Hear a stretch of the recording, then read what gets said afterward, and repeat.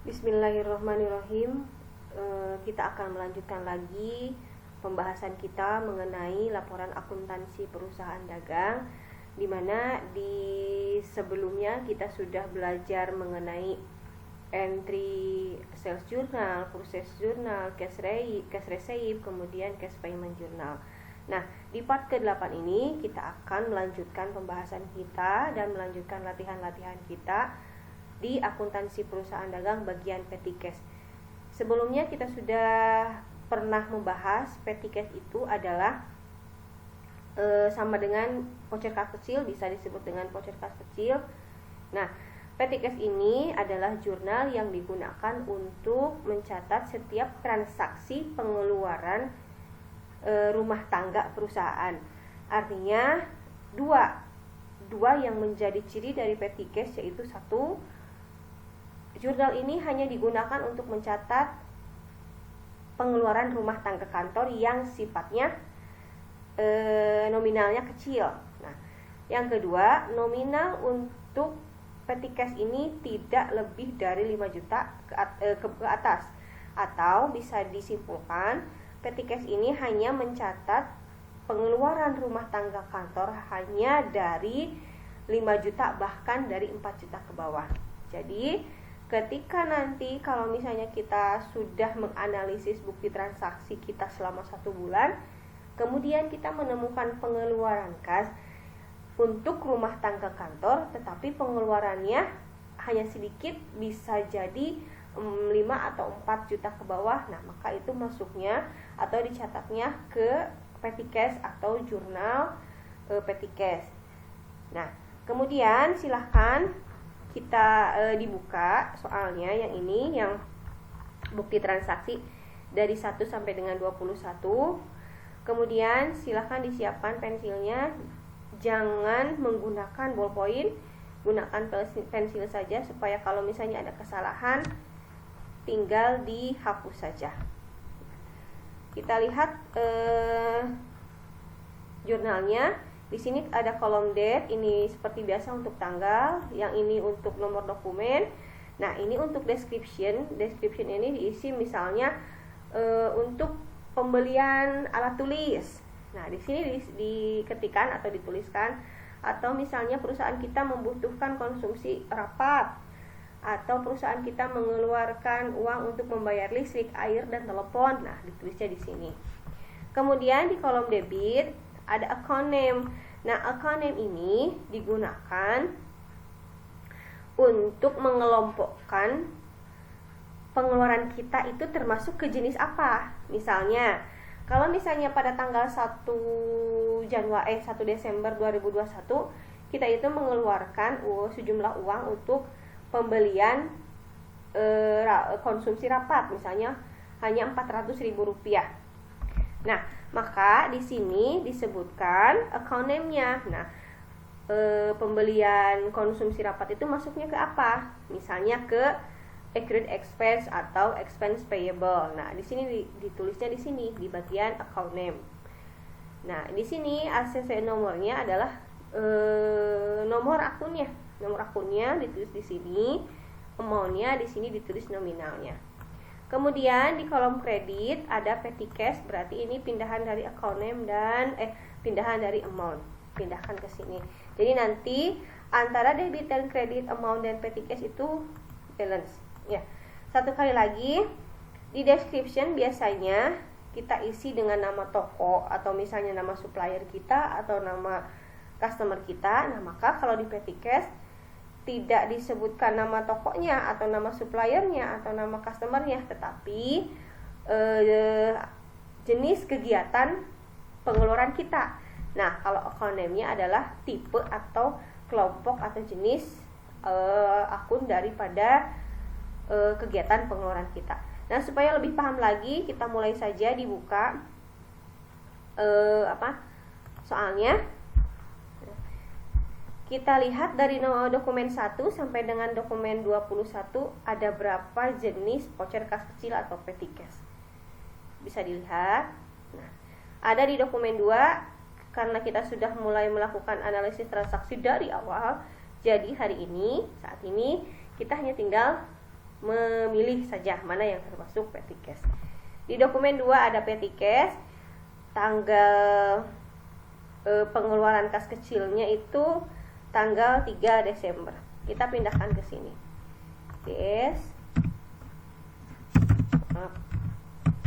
Desember tanggal 3. Nah, nomor dokumennya kita tinggal pindahkan dari sini.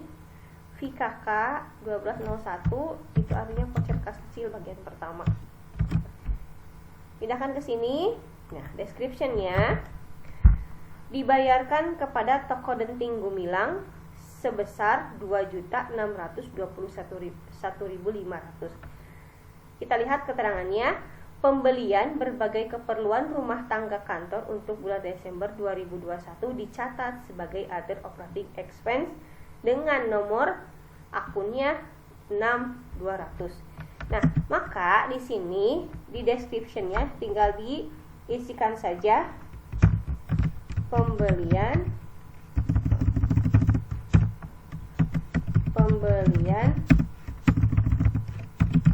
keperluan rumah tangga kantor. Nah, postretnya jangan dulu diisi. Nah, di sini kita masuk ke kolom debit. Account name ini seperti yang sudah dijelaskan tadi, ini diisi dengan jenis akunnya. Jadi pembelian keperluan rumah tangga kantor itu masuknya ke jenis akun apa, ke tipe akun apa. Nah, di sini sudah bisa dilihat di keterangannya, pembelian berbagai rumah tangga kantor untuk bulan Desember dicatat sebagai other operating expense. Nah, maka di sini diketiknya adalah other operating expense. Seperti itu. ACC-nya nomor berapa? Ini 6200. Seperti itu. Amount-nya berapa? Tinggal kita pindahkan 2.621.500. Tinggal pindahkan 2.621.500. Seperti itu. Untuk bukti transaksi yang pertama, kita lihat yang kedua.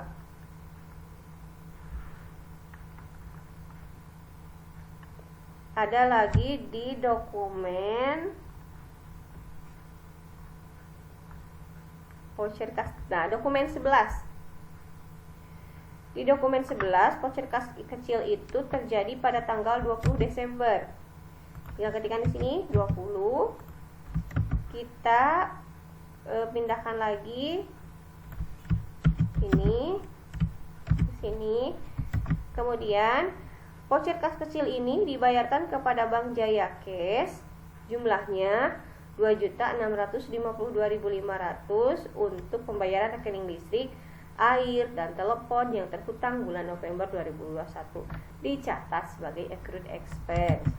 Maka di sini diketikkan pembayaran rekening pembayaran listrik, air, dan telepon.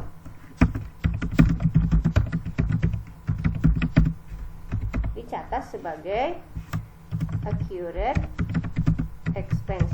Atau kalau misalnya tidak ada accrued expense, bisa diganti dengan expense payable karena ini sama. Kita lihat jumlahnya 2.652.500. 2.652.500. Tinggal pindahkan yang ini 2.652.500. Ini sudah otomatis jumlahnya bisa dilihat. Next, ke bukti transaksi selanjutnya ada di dokumen 13 terjadi pada tanggal 23 Desember. Nomor dokumennya pindahkan ke bagian dokumen nomor. Kita lihat voucher kas kecil ini dibayarkan kepada toko Sweet Cookies sebesar 418.500 untuk pembelian konsumsi rapat akhir tahun pimpinan perusahaan dicatat sebagai other operating expense. Nah, berarti di sini namanya pembelian konsumsi rapat akhir tahun dicatat sebagai other operating expense, nomornya 6200. Berapa jumlahnya? 418.500. Di sini pun sama, 418.500. Next, ke bukti transaksi selanjutnya. Ada di dokumen 16 tanggal 26 Desember. Tinggal pindahkan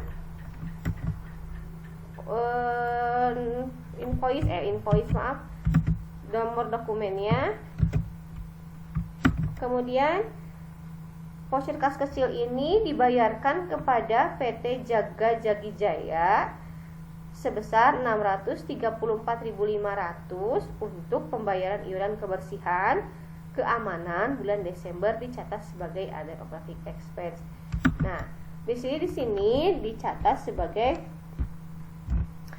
pembayaran iuran kebersihan dan keamanan, dicatat sebagai other operating expense. Kita tinggal pindahkan nominalnya, 634.500. Nah, di sini juga 634.500. Selanjutnya ada di dokumen terakhir tanggal 30 Desember. Kita pindahkan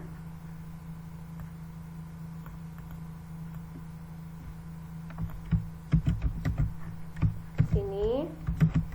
Kemudian voucher kas kecil ini dibayarkan kepada CV Setia Abadi sebesar 2.343.850 untuk pemeliharaan perlengkapan kantor dan peralatan, dicatat sebagai other operating expense. Nah, di sini kita catat sebagai maintenance.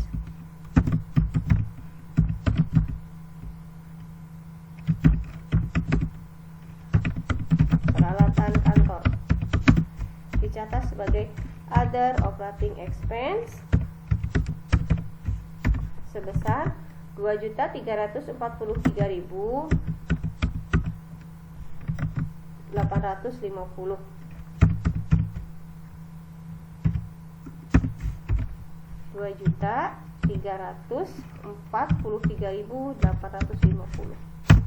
Sudah.